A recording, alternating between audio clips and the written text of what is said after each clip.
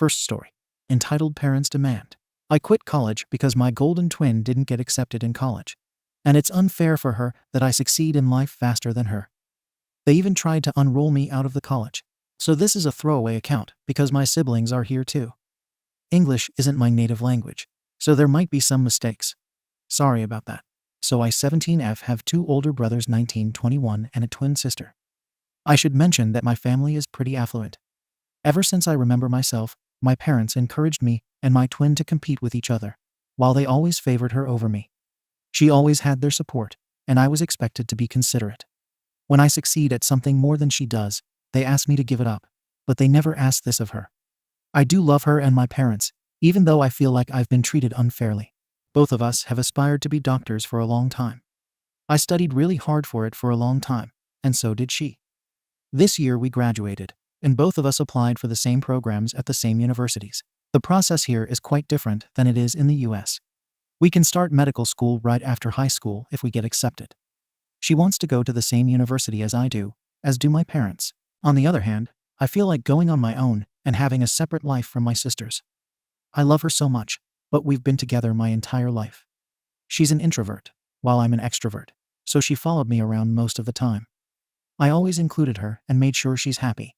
But it's been like this our entire lives, and I'm honestly tired. Not to mention that if we go to the same place, I would be expected to study with her and help her get high grades, and I wouldn't be able to study on my own and focus on my success. My parents will be mad if I succeed more than her. It's been like this for the past 12 years, which will eventually hurt me. I just want to finally be a person of my own. This is where I might be the arsehole. I got accepted to 4 different universities, and she got into 2. I waited for her to decide where she wanted to go, and then made my decision like I said, a different place. Then she changed her mind and said she wants to go to her second option, the one I chose. I said that it's not a problem, and I will go to a different place one she didn't get into. My sister got really offended, and my parents are furious, even though I explained myself politely and said that I love her, but wanted to get a fresh start where nobody knows me. They demanded that I go to the same place as my sister or else they wouldn't pay for my degree. So I said whatever and said that I'd be fine on my own and left it to my grandparents. When they came to talk to me, they just kept on saying how wrong and entitled I was. I really had enough, so I told them I hated them for treating me like this. Now I'm refusing to talk to them and ignoring their calls. My brothers and grandparents are on my side, but everyone else is telling me I'm an arsehole. Am I? Edit. Thank you so much for the support and ideas. I read all your comments, and they're all very appreciated. My brother got me everything I thought I needed, including my cat. I called the university to ask if my parents can unroll me, and they can. However, since they never paid, it will be difficult for them, and the university can try to delay them until my 18th birthday. My grandparents assured me that they wouldn't let them do something like that, but it's still nice to have a plan B. School starts on Monday, and it looks like it's settled for now. I will update you guys as soon as I have something to say. P.S. I don't feel like talking to them right now. It's like all of the anger I held against them is now very substantial. Hope I used the right word. And I feel like I need to cool down before deciding what's next. They probably can also use some time off. Relevant comment. I think I wrote about it somewhere in the comments. My initial thought was to go to a school that's close to home in order to come back on weekends and be able to help my sister out while still having my own space. After realizing I wouldn't get any space this way, I chose the school I'm going to. It's the best in my country and has nice scholarships. But it's the farthest from home out of all the universities I applied to. I guess it doesn't matter now, so I said yes and did what I wanted to do. Update. Hey everyone, sorry it took some time. But I'm here with an update. I had some problems publishing it. But it's all good now, reminding you that English isn't my native language, so there might be some mistakes. So, as I think I said in the comments, school started 2 weeks ago. And so far it's absolutely amazing. I have great roommates, and I love my classes. It's a bit intense, but I'm keeping up. It's truly a dream come true. Well, some things happened. My parents apparently called my university and asked for my schedule. From what I understand, they said that, as my legal guardians, they are entitled to know everything about it. The school told them that if they want my details, they need to come and prove that they are indeed who they claim to be, and informed me about it. It happened just a couple of days after the school year started. They haven't contacted me until a week ago, when they asked me to have dinner with them. They even offered to drive to where I am, which is strange as they never even bothered to pick me up from friends, and I agreed. It was on Friday, and they reserved places in a fancy restaurant nearby. Dinner went surprisingly well, a bit awkward, but they were nice. And then they told me they would pay for my school tuition and everything else I needed, but only if I took a gap year. I refused, obviously. After arguing with me, my dad said that he had enough of my attitude and ungratefulness, left a 200 franc bill, and left. I'll admit that I sat there crying for about half an hour before I left with the change, as the bill and the tip didn't reach 200 francs, lol. If you're asking yourselves what that was about, then I did too. I talked to my brother. Apparently, my sister decided she doesn't want to go to medical school. She wants to take a vacation to think about the future with a clear mind or something like that. And you guessed it, almost everyone thinks I should go with her. After all, we are twins, and it will only be fair that we'll start studying at the same time. There has been no contact from my parents ever since, but it's kind of okay for me. I got a scholarship, and by the end of the semester I might get another one. My grandparents paid for the rest. They insist that I won't pay them back, but I'm already working on that. My sister answered my messages yesterday. She told me that I hurt her because I didn't want to be with her, and she doesn't know if she can forgive me. I understand her, and I do really miss her, but I don't want to give up on my dream. I hope she will understand me someday. So basically, I think things are all right by now. Not much has changed, but I have my grandparents and my friends, so I'm fine. I'll be completely calm only after my 18th birthday, when my parents won't be able to get me out of university. It's really soon, so I'm optimistic. Thank you all for reading and helping me. I really appreciate it. Edit. Thank you all for your comments. I'm on a pretty tight schedule, so I still haven't finished reading, but I promise I'll answer all of them. Since some of you got confused over the francs, we use them in Switzerland. Relevant comments. I actually don't get it either, but it's been like that ever since we were little. There's nothing wrong with her. We're different in some ways, and she's more shy and quiet, but not in an unusual way. She always kind of tagged along with me, and I wasn't allowed to have friends who weren't her friends or go to events by myself. I also helped her study, and my parents got upset over me when I got higher grades. My best guess is that they think she'll struggle to be by herself, and that if I do better, it will make her insecure. However, I can't know for sure. I feel like we could have been so much closer if my parents wouldn't push us together all the time. It's a shame, honestly. In a way, I'm glad I can be independent, but I feel bad for my sister that she still struggles. Thank you. I hope things will continue to be great. I want that for my sister too. When asked if their parents made them dress alike, yes, every single day in elementary school, I felt so ridiculous and begged them to stop in middle school. Second story. OP ran away from his home because of his narcissistic family's constant abuse and neglect. Now they are freaking out, not because he ran away, but because of what will happen to their family's image. I think it would be easy to mention that I was never the family's favorite. I know there's a stereotype that the youngest sibling gets the most affection from the parents. Maybe it only applies to my family, but that's a complete lie. And I also know why my family treats me like that. They make no secret of it. I wasn't a wanted child for the simple reason that my parents only wanted a boy and a girl. So there are 2 children and no more. The fact that I was then born as a second son didn't fit into their family's predetermined picture. For this reason, I was always ignored on birthdays. I wasn't even allowed to be in family photos, because they wanted to give the impression that their picture book family was the way they had imagined it. They never let go of this image. And just as an aside, compared to my siblings, my parents punished me much more severely for little things. My sister once stole money and was grounded for a week, while I was beaten up for leaving my room at night. I put up with it over the years because, even though my parents didn't really pay attention to me, I always had a good relationship with my siblings. When my eldest brother got married a few years ago, I was still a minor, and even though I was offended, I wasn't allowed to attend the wedding on the grounds that it would be a child-free wedding. I was 15 at the time, and no doubt there would have been no reason not to let me attend. Even though I was hurt that I was the only one not allowed to attend, I accepted it. I'm now 19, and my sister wants to get married. She gave birth to a daughter last fall, and she and her partner wanted to get married. I was really looking forward to the wedding and bought myself a nice suit. At some point, however, I received a message from my sister that I couldn't come to the wedding because they also wanted to have a child-free wedding, and they needed someone to look after their daughter, my niece. I knew that wasn't true, as they had a babysitter. The babysitter was a friend of hers who wanted to earn some extra money while she studied. When I pointed this out to her, she explained that the babysitter didn't have time because she had to study. Which was also a lie, by the way, as I had previously sent the babysitter a friend request on Facebook. And she even wrote a post on the day of the wedding saying that she was enjoying her day off. I asked her if she had anyone else who could look after the child, as I really wanted to be there after missing my brother's wedding. Suddenly she got angry and told me I was being selfish, and if I were a good brother, I would say yes without argument, and if I didn't say yes, I wouldn't be allowed to come to the wedding under any circumstances. It felt like a punch in the stomach. I couldn't understand why she didn't want me at the wedding. In the end, I agreed, but I still contacted my parents again. They also told me not to be so selfish, as the day wasn't about me and my sister was deciding the guest list anyway.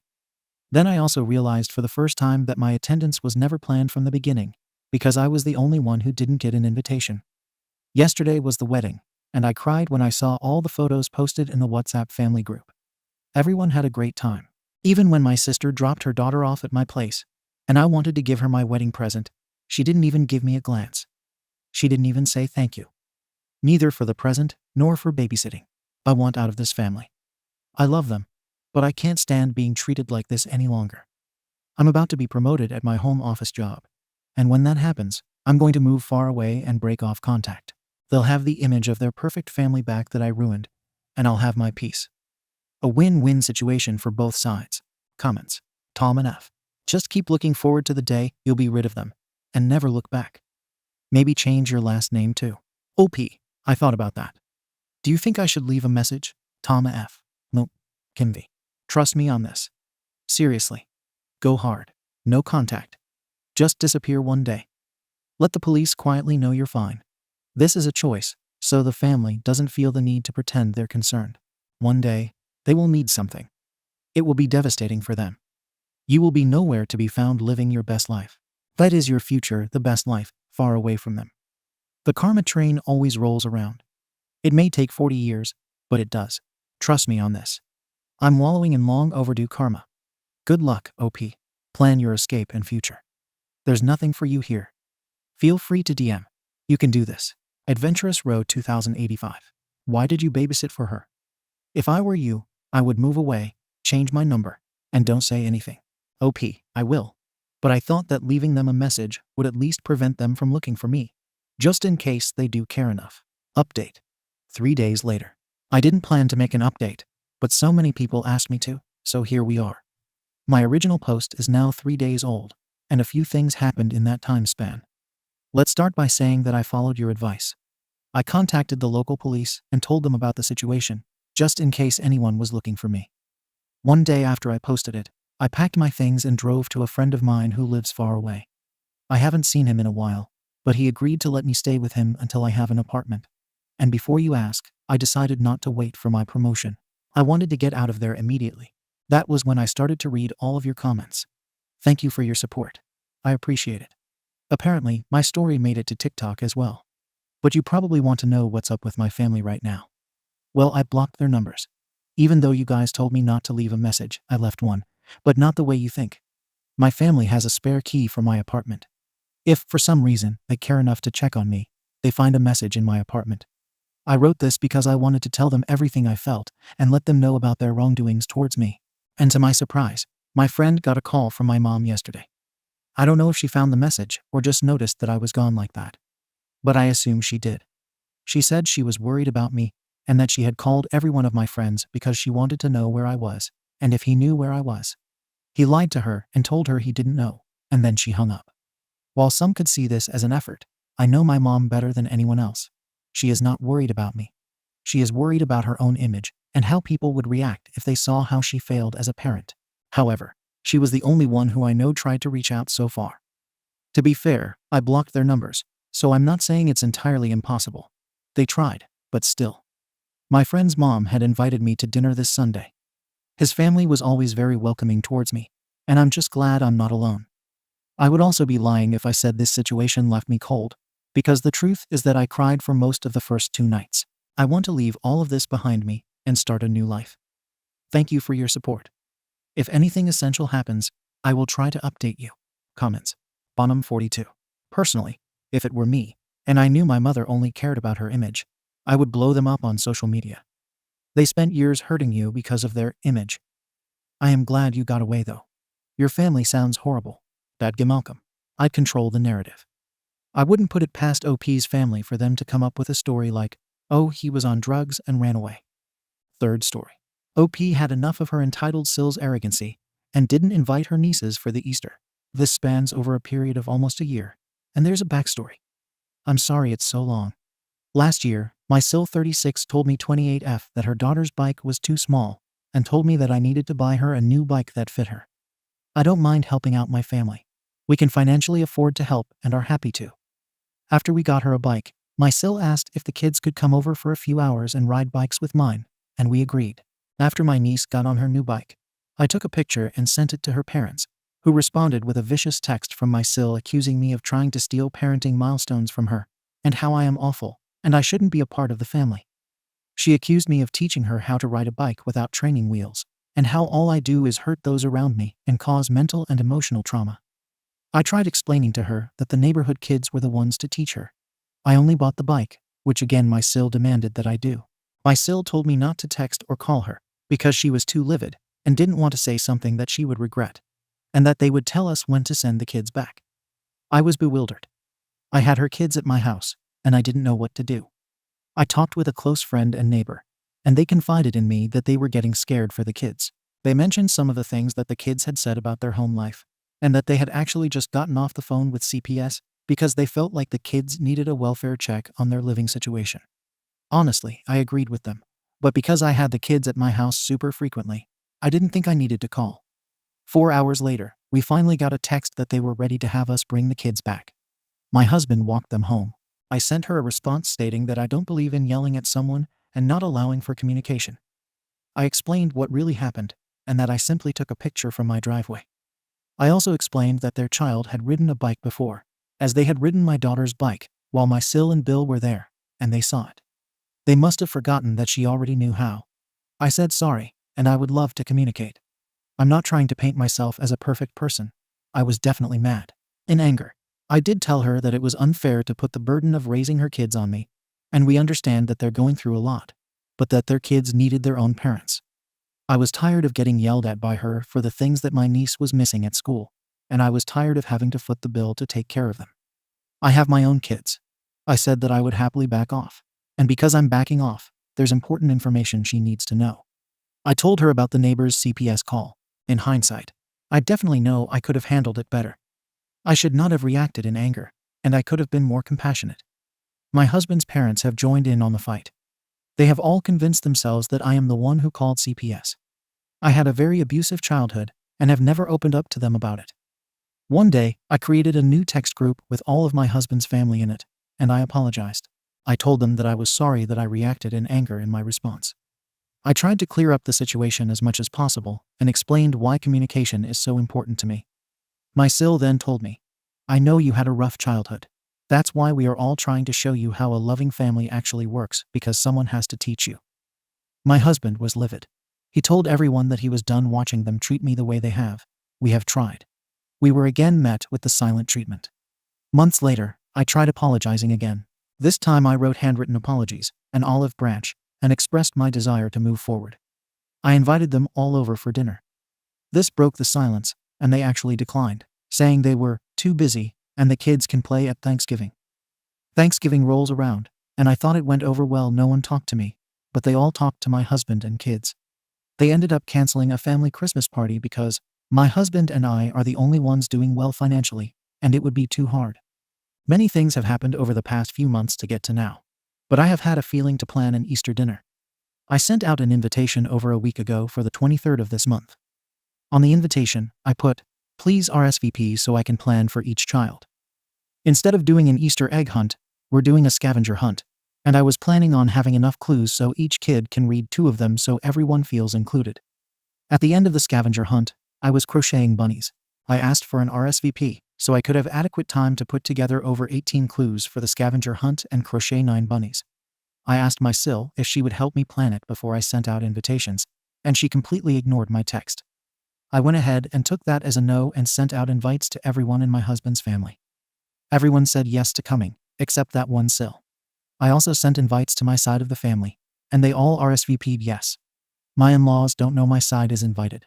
Do I need to tell them? I reached out to my Sill individually a week after I sent the invite, asking if she was going to make it to the event. I also asked a separate question.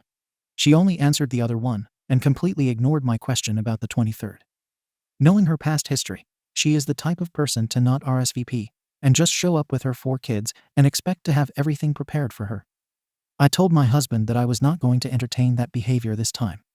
If they show up, we will tell them to be sorry. We weren't expecting your kids. They can participate, but I don't have anything prepared for them other than a bunny. He thinks that I would be in awe if I didn't prepare everything because the kids would miss out. I'm exhausted but ready to hear my judgment. WIBTA update. My SIL just texted me.